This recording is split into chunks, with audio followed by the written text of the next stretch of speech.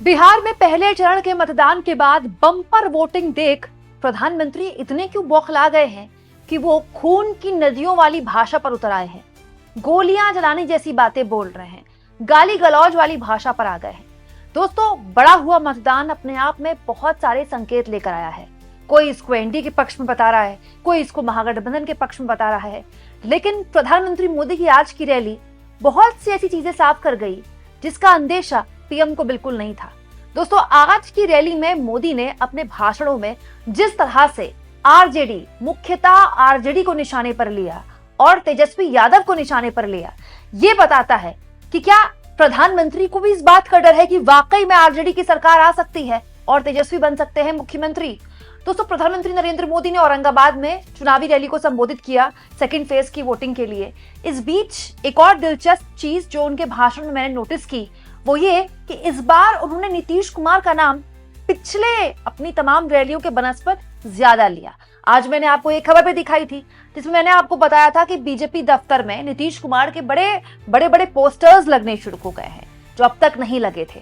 पहले चरण के मतदान के बाद मोदी के भाषण में नीतीश जी की एंट्री और दफ्तर में, बीजेपी दफ्तर के बाहर नीतीश जी की पोस्टर्स की एंट्री कम से कम ये तो बताती है कि नीतीश नाना करते करते भी बीजेपी का उनके बिना गुजारा नहीं है। बीजेपी को नीतीश चाहिए ही चाहिए। नीतीश बीजेपी की मजबूरी भी है और उनकी जरूरत भी है। लेकिन दोस्तों, इस बीच मोदी ने एक बात बोली है जो बड़ी दिलचस्प है। दोस्तों, पीएम ने आज बार बार अपनी रैली में एक चीज का जिक्र किया और वो थे आरजेडी के वादे। सब जानते हैं दोस्तों कि बीजेपी को लगा था, एनडीए को लगा था कि ये जो 10,000 रुपए की योजना है इसके जरिए वो बिहार निकाल लेगी, लेकिन फिर आई तेजस्वी यादव की हर घर सरकारी नौकरी के वादे वाली स्कीम। ये बात बिल्कुल सच है कि ये कैसे होगा, हर घर को सरकारी नौकरी कैसे मिलेगी, जानकारों के मन में सवाल है। हम भी पूछते हैं कि प्रैक्टिकली ये संभव नहीं है, लेकिन वोटर के दिमाग में ये नहीं है। वोटर को लगता है यार क्या पता मिल जाए। उस क्या पता ने एक बहुत बड़ा नैरेटिव सेट किया है तेजस्वी यादव के पक्ष में, हर घर सरकारी नौकरी का। आज मोदी भी ऐसा लगता है कि अपनी रैली में उसी को टारगेट कर रहे थे और बता रहे थे कि ये जो आरजेडी वाले हैं झूठे वादों का भ्रम फैला रहे हैं। सुनिए दोस्तों, पीएम मोदी ने आरजेडी के वादों को कैसे झूठे और भ्रमित करने वाली बताई बात। आरजेडी ने झूठे वादों का भ्रम फैलाने की भरसक कोशिश की। इनके वादों पर तो खुद कांग्रेस को ही भरोसा नहीं है, इसलिए वो आरजेडी के घोषणा पत्र की बात ही नहीं करती। बिहार के लोगों ने, बिहार के नौजवानों ने भी आरजेडी के झूठ के पिटारे को खारिज कर दिया है। तो सवाल ये दोस्तों कि प्रधानमंत्री मोदी आरजेडी के वादों पर इतना फोकस क्यों कर रहे हैं? झूठ जो कोई है तो बोलने दें उनको। मोदी को बार बार आरजेडी का जिक्र क्यों करना पड़ रहा है? एक और इंटरेस्टिंग चीज, रैली में पीएम ने एक बार ये भी बोला कि आजकल अभी तो इनकी सरकार भी नहीं आई है, लेकिन बच्चे जो बोल रहे हैं कि भैया की सरकार आएगी तो ये हो जाएगा और भैया की सरकार आएगी तो वो हो जाएगा, मतलब गुंडागर्दी के लिए। तो पॉइंट ये कि सोशल मीडिया में पीएम आजकल यही देख रहे हैं क्या कि भैया यानी कि तेजस्वी सरकार आएगी तो क्या हो जाएगा और क्या माहौल है इसके लिए। मतलब ये बोलना क्यों पड़ रहा है मोदी को? क्या तेजस्वी यादव मोदी को डरा रहे हैं? बड़ी अजीब बात है दोस्तों। इसके बाद तो दोस्तों मोदी ने दोगलेपन की हद ही कर दी। प्रधानमंत्री पूर्व में जो चुनाव हुए हैं बिहार में, उसका दौर याद दिलाते हुए कहने लगे कि कैसे वो दौर भी था जब बूथ कैप्चर किए जाते थे, बूथ लूटे जाते थे और गोलियां चलती थी, बम चलते थे। मोदी ने यहीं पर बोला कि खून की नदियां बहती थी और जो पिछड़े और दलित समाज के लोग थे उनको वोट देने से भी रोक दिया जाता था।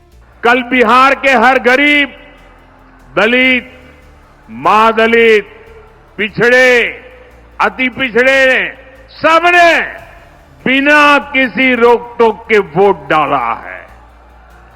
जबकि हमने जंगल राज का वो दौर भी देखा है जब बूथ लूटे जाते थे, मतदान के दिन गोलियां चलती थी, बम फटते थे, खून की नदियां बहाई जाती थी। गरीबों, दलितों, पिछड़ों की आवाज कुचल दी जाती थी।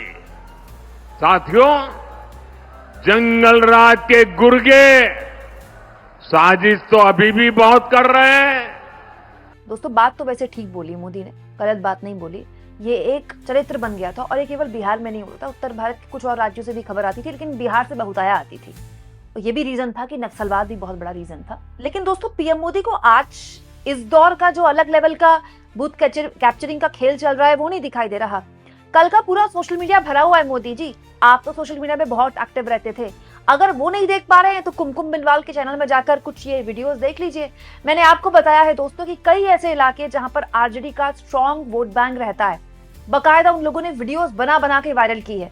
कुछ लोगों को नाव में चढ़ने नहीं दिया जा रहा था, कहीं नाव बंद करवा दी गई थी, कहीं पर लोगों के घरों में घुसकर पुलिस प्रताड़ित करने की बात कही जा रही थी। भतेरी ऐसी वीडियोस हैं, एक दो नहीं भतेरी।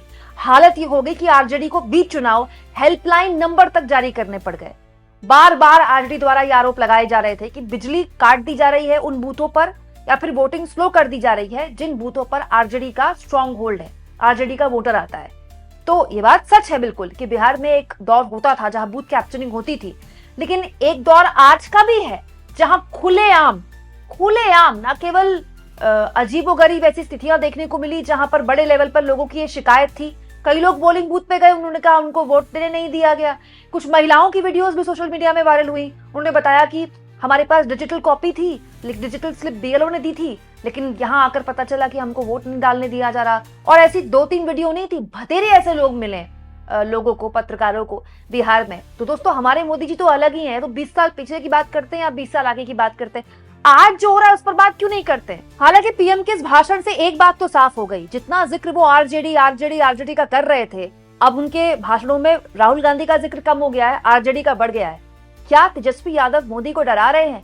अगर ऐसा है तो ये तस्वीर मोदी जी को देख लेनी चाहिए। दोस्तों, तेजस्वी यादव ने अपना हेलीकॉप्टर ट्रैक्टर बना दिया है। एक दिन में 17 जनसभाओं को संबोधित कर रहे हैं। हालत ये होगी दोस्तों कि कल रात उनका हेलीकॉप्टर खराब हो गया और उसके बाद ये वीडियो देखिए, अंधेरे में जनसभा को संबोधित कर रहे थे और जो लोग उनको सुनने के लिए खड़े थे मोबाइल की लाइटें जला रहे थे। उसके बावजूद भी उनको सुनने के लिए जो भीड़ थी वो वहीं पर मौजूद थी। ये बताता है कि तेजस्वी यादव कुछ तो ऐसा कर रहे हैं जमीन में जो कम से कम युवाओं के बीच एक करंट पैदा कर रहा है। शायद यही एक चीज है जो मोदी बार बार उनके वादों का जिक्र करते हैं। तेजस्वी यादव के वादों को जितना प्रमोट मोदी अपनी रैली में कर रहे हैं, मतलब ये भी बड़ी अजब गजब वाली स्थिति है। आपको क्या लगता है दोस्तों, क्या ये पहले चरण के बम्पर वोटिंग का नतीजा है? कमेंट बॉक्स में लिखिएगा जरूर, और जितना हो सके चैनल को शेयर भी करें और सब्सक्राइब भी।